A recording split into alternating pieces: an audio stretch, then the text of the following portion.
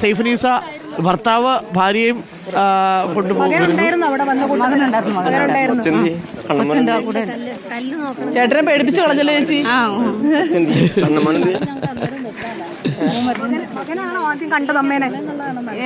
അവര് സാബു ചേട്ടൻ ഇപ്പോഴും കരയുവാ. മോൻ പിന്നെ വേറെ ഋജു അങ്ങനെ ആൾക്കാരുണ്ടായിരുന്നു. ചേട്ടൻ ഇപ്പോഴും ടെൻഷൻ മാറിയിട്ടില്ല, കരഞ്ഞോണ്ടിരിക്കുക. ചേട്ടൻ കരഞ്ഞോണ്ടിരിക്കുകയാണ്. ചേട്ടൻ ആശുപത്രി പോയ സമയത്താണല്ലോ ഇതൊന്നും പറയാതെ കാട്ടിലേക്ക് കയറിപ്പോയത്.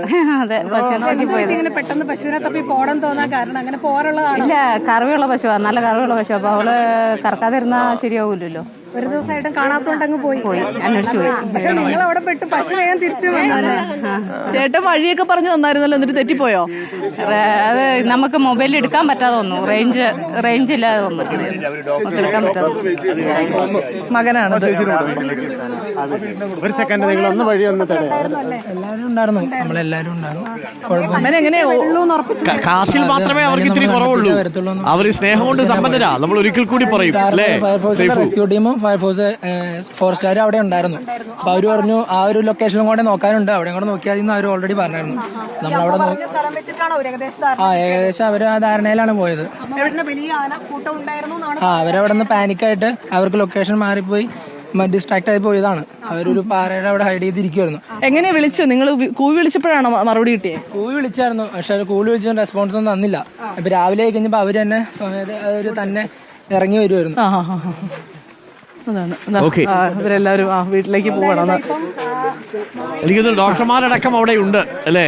എന്തായാലും ഈ തെരച്ചിലിന് നേതൃത്വം നൽകിയ വനപാലകര്, പോലീസ്, സിവിൽ ഡിഫൻസ്, ഒപ്പം ഫയർ ആൻഡ് റെസ്ക്യൂ, നാട്ടുകാര് എല്ലാവരും അഭിനന്ദനം അർഹിക്കുന്നു. നാടിന്റെ ഒരു വിജയം കൂടെയാണല്ലേ? തീർച്ചയായിട്ടും ഒരുപാട് പേര് പ്രാർത്ഥനയും വലിയ പരിശ്രമവും, ഏതാണ്ട് 14-15 മണിക്കൂറിൽ നീണ്ട ഒരു ദൗത്യം, അത് വിജയിച്ചതിൽ വളരെ സന്തോഷം. ഇതിനോട് ഒപ്പം നിന്ന് എല്ലാവരോടും പ്രത്യേകമായി നന്ദി രേഖപ്പെടുത്തുന്നു. വനംവകുപ്പ് മന്ത്രി ഇന്നലെ ഈ വിഷയം അറിഞ്ഞ സമയം മുതൽ അതിന്റെ ഓരോ കാര്യങ്ങളും വിളിച്ചന്വേഷിക്കുകയും ഉന്നത ഉദ്യോഗസ്ഥരെ അടക്കം ഈ സ്ഥലത്ത് ക്യാമ്പ് ചെയ്ത് സാധ്യമായതെല്ലാം ചെയ്യണമെന്നുള്ള നിർദ്ദേശവും കൊടുത്തിരുന്നു. ഓക്കെ, നമ്മൾ ഡാർലിയുടെ അമ്മ സന്തോഷമായി അമ്മയ്ക്ക് മോളെ കണ്ടപ്പോ. അതെ,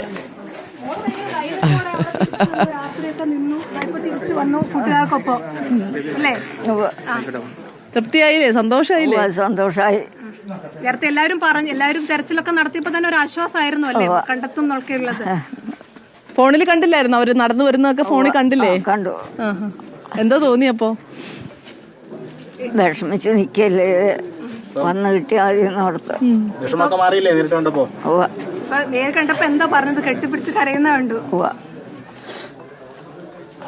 എന്തായാലും അമ്മ റെസ്റ്റ് എടുക്കല്ലേ? ഒന്നും കഴിച്ചിട്ടില്ല അവര്.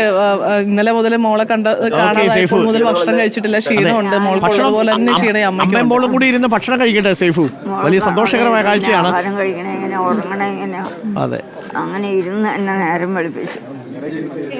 കാടിനകത്തേക്ക് പോയത് അറിഞ്ഞതല്ലേ? അത് അറിഞ്ഞില്ലായിരുന്നു. വൈകുന്നേരം മോളെ കാണാതായാലും എങ്ങനെയാ ഭക്ഷണം കഴിക്കുക, എങ്ങനെ ഉറങ്ങാന്നാ ചോദിക്കണേ. ഉറങ്ങിയിട്ടില്ല, ഒരു പോളെ കണ്ണടച്ചിട്ടില്ല ഇന്നലെ. ഞാൻ ഇരുന്ന് തന്നെ നേരം വെളുപ്പിക്കുക. ഇരുന്ന് നേരം വെളുപ്പിക്കുക. ഇന്നലെ മായയുടെ വീട്ടിലാണ്, അവിടെ മുൻവശത്ത് പോയി ഇരിക്കുകയായിരുന്നു അല്ലേ? അത് അവിടെ വന്നിരിക്കുക. ഇനി മോളെ കാട്ടിലേക്കൊന്നും വിടില്ലല്ലോ അല്ലേ? ഇല്ല. സ്നേഹം കൊണ്ട് സമ്പന്നരായ മനുഷ്യരാണ്. ഒരു പശുവിനെ മാത്രം കൊണ്ടുപോയി ഉപജീവനം നടത്തുന്ന മനുഷ്യരാണ്. മുഴുവൻ ആളുകളാണ് ഈ പ്രദേശത്തുകാരാണ്. പശുവിനെ നഷ്ടപ്പെട്ടപ്പോൾ അവരുടെ ആധിയും വ്യാധിയും ഒക്കെ നമ്മൾ കണ്ടതാണ്. അലിയുണ്ട്. അലി, എന്തായാലും പാറുക്കുട്ടി ചേച്ചി ഈ സ്ഥലത്തെത്തി. ഇനി വെള്ളമൊക്കെ കുടിക്കുന്നുണ്ട്, ക്ഷീണമൊക്കെ മാറ്റി അവർക്ക് സമാധാനമായിട്ട് ഇറങ്ങാം. ഇവരുടെ ഒരു സ്നേഹം ഒന്ന് നോക്കൂ. മായയുടെ പശുവിനെയാണ് കാണാതായത്. ഡാർലി ഒപ്പം വന്നു, നാത്തൂനും കൂടി ഒപ്പം വന്നു. 3 പേർക്ക് ഒരുമിച്ച് വഴിതെറ്റി.